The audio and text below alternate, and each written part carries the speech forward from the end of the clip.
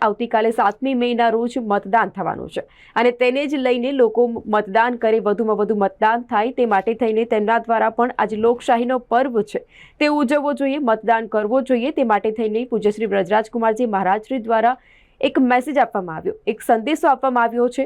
આવો જોઈએ તેમના દ્વારા શું મેસેજ આપવામાં આવ્યો છે।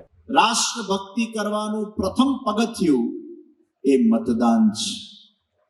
આજે વલ્લભાચાર્યજી મહાપ્રભુજીના ઉત્સવના ઉપલક્ષમાં આપણે બધા જ સંકલ્પ લઈએ કે 7મી તારીખે અહીંયા બેઠેલા જેટલા વૈષ્ણવો છે એ બધા જ ખૂબ મોટી સંખ્યામાં આપણે મતદાન કરીએ અને વલ્લભાચાર્યજી મહાપ્રભુજીના આજે ઉત્સવના દિવસે વચન આપીએ કે અમે પ્રભુ ભક્તિના સાથે સાથે અમે રાષ્ટ્રભક્તિમાં પણ આગળ વધીશું, અમે સમાજ સેવામાં પણ આગળ વધીશું, અમે માનવ सेवा पर आगे बढ़ीશું। आइए हम 2 हाथ ऊंचे करके मतदान करने का संकल्प करें। श्री वल्लभाधीश की, श्री वल्लभाधीश की, श्री वल्लभाधीश की।